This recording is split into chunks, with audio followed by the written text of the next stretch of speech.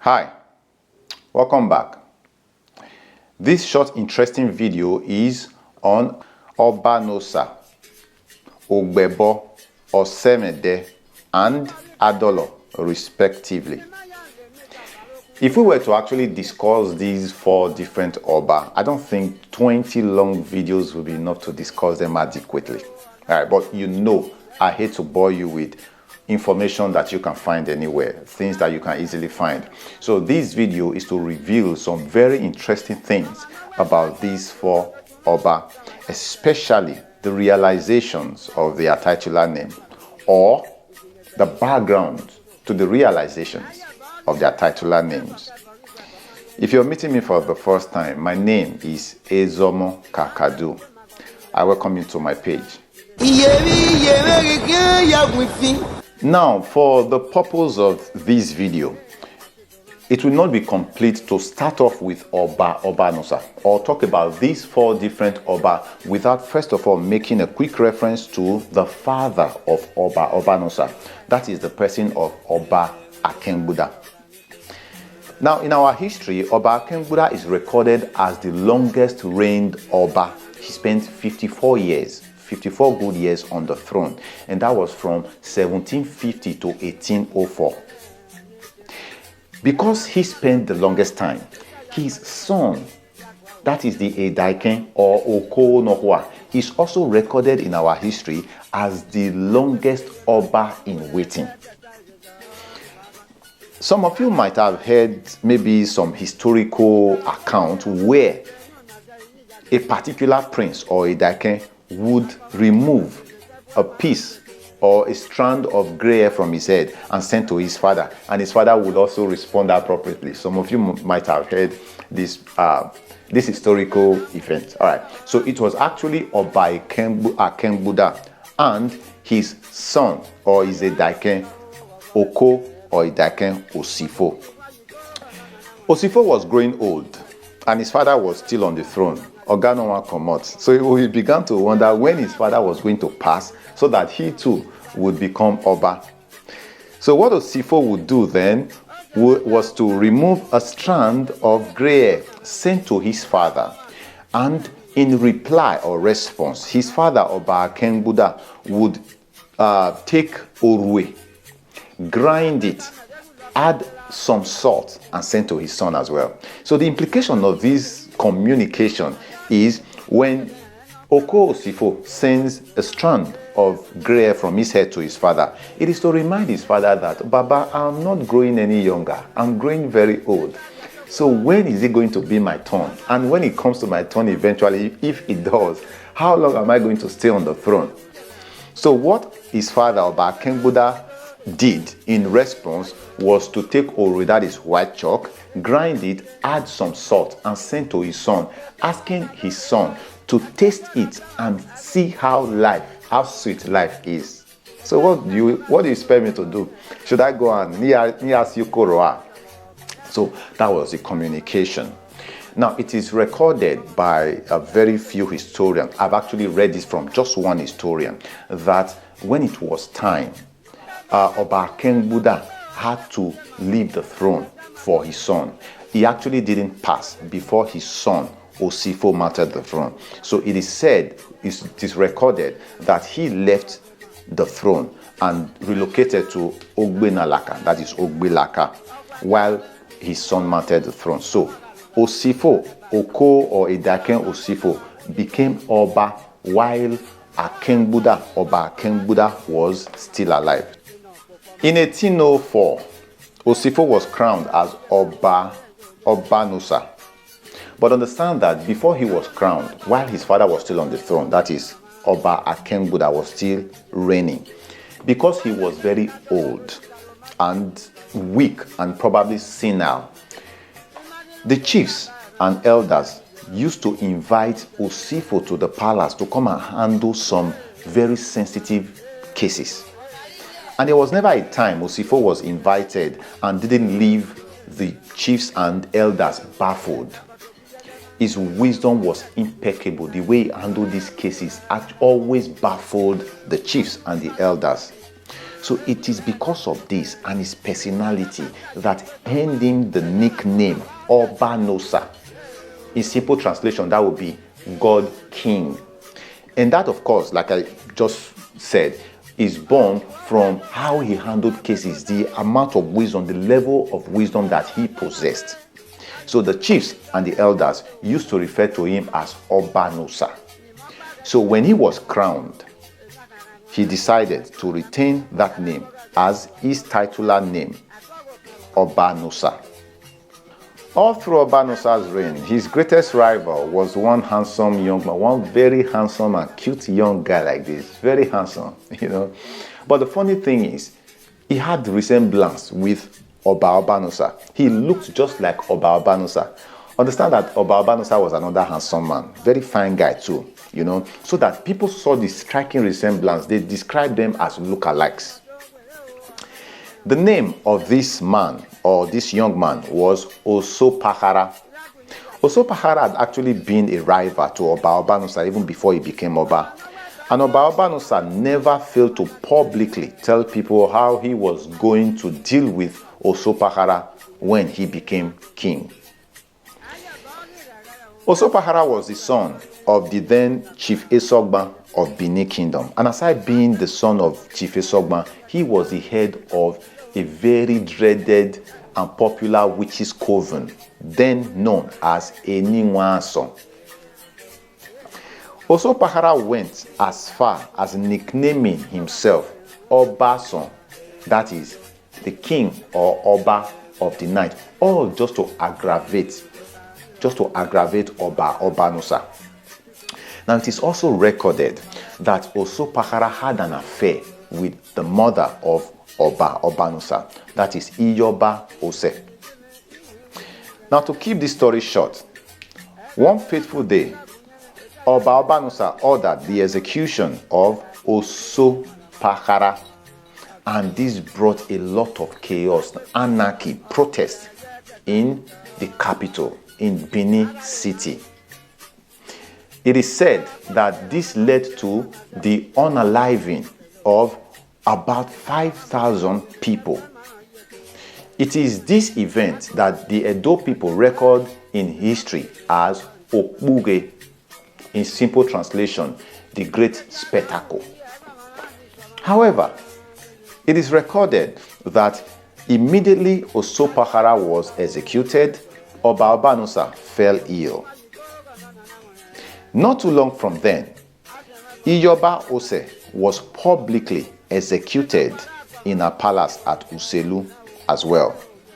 He was stoned to death with a sorwe, that is, white chalk. Some accounts say that the order was given by his son Oba Obanosa, while some other accounts say that the oracle ordered it. Oba Obanosa passed on not too long after he buried his mother. In 1816, Ogbebo, the second son of Oba Obanosa, took advantage of the instability, the chaos in the kingdom, and with the help of some very powerful and corrupt chiefs, usurped the throne. And once Ogbebo became Oba, he quickly consolidated power so that his brother, that is his elder brother, Ediawa, who was the rightful heir to the throne, felt threatened and had to run for his life. So he left the capital, he left Benin City and took refuge in the eastern part of the empire, precisely Ewohimi.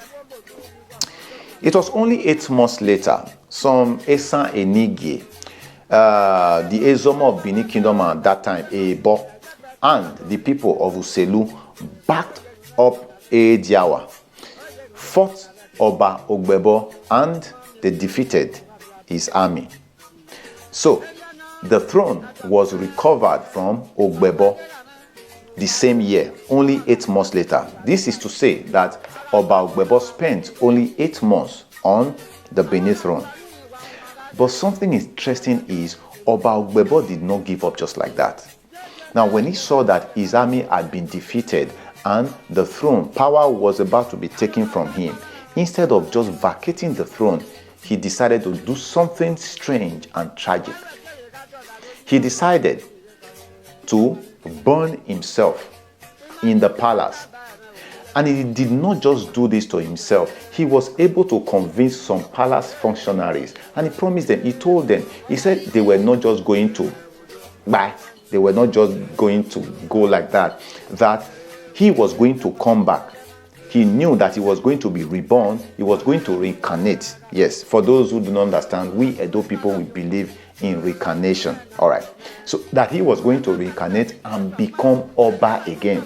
So he promised these palace functionaries, Avi Bierua, that if they join him, if they follow him, when he comes back in his next life, when he reincarnates as Oba, they would also be with him as his palace functionaries. So he was able to convince them. So Oba Ogbebo burnt himself, some palace functionaries, in a very vital place of the palace, so that according to him, his brother Ediawa would have very little to rule the kingdom with. In 1816, that is the same year, Oko, or prince, or Edaken Ediawa, was crowned as Oba Osemwede, or Osemwede. In simple translation, my time has come, or my day has come. Now, it is obvious that the selection or the choice of his titular name, Osemwede, was informed by the circumstances surrounding his accession to the throne, considering the chaos, considering the problem with his brother Ogbebo. Now, Oba Osemwede is the father of the popular princess or Uvi Arayubini. Most of you must have heard of Uvi or Princess Arayubini. Arayubini is simply Arayubini, meaning we go to Benin. She was named thus because she was not actually born in Benin. She was born while the father was still in exile, running away from his late brother Ogbebo. It is also recorded that while Oba Osemwede was in exile, he picked an Esan wife. Now, it happened later that the Esan wife by the name of Egori and one of his Edo wives both got pregnant at the same time. And it happened also that the two queens gave birth at the same time, but the Esan queen, that is Egori, gave birth much earlier than the Edo queen, Ugiomo.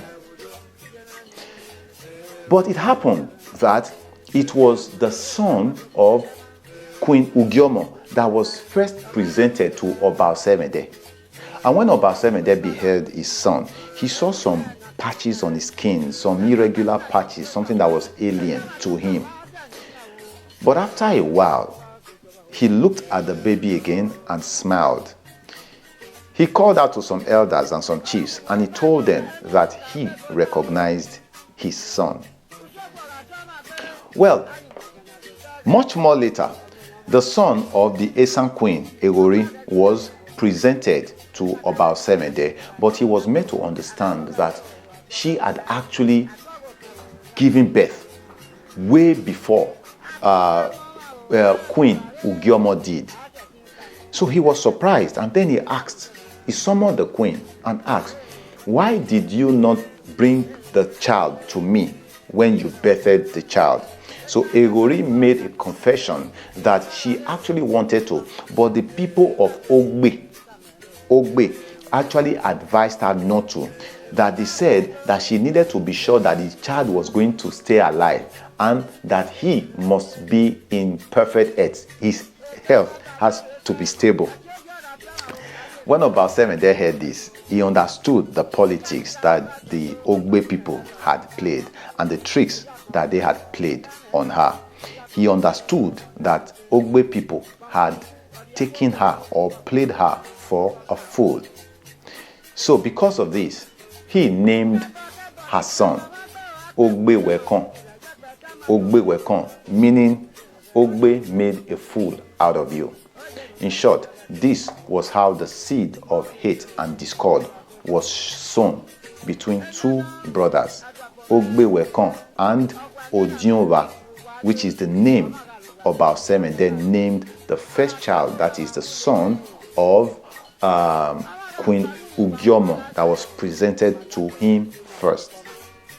In 1848, after the passing of Oba Osemwede, Prince or Oko Odionva was about to be crowned as Oba of Benin. Remember that Odionva was the one who was presented first to Oba Osemwede, so he was pronounced the eldest. But the elders and chiefs refused. They told him that he was not fit for the throne, that they could not crown him as Oba. But he asked, why? My father pronounced me as the eldest son. I have been the Edaiken. So why? They told him that, look, sir, we remember you. We know you very well. We recognize you. You are Oba Ogbebo, the brother of your late father, Oba Osemwede, who usurped the throne and bought himself and some palace functionaries in the palace. So for this, we cannot crown you. When Odionva heard this, he felt remorse. Though he did not remember, he felt remorse. And he called the chiefs and elders and he apologized. He was very apologetic and he begged them and made them understand that he was not the same person as Ogbebo or as he was when he was on earth before, when he was Ogbebo, that he had changed. That this time, he did not come for destruction. He had come to repair what he spoiled. He had come to fix what he broke. Owe tinyere do Adolo ra tinyere vegena do dolo. Now that was how the titular name Adolo was birthed. So Prince Odionva was crowned as Oba Adolo.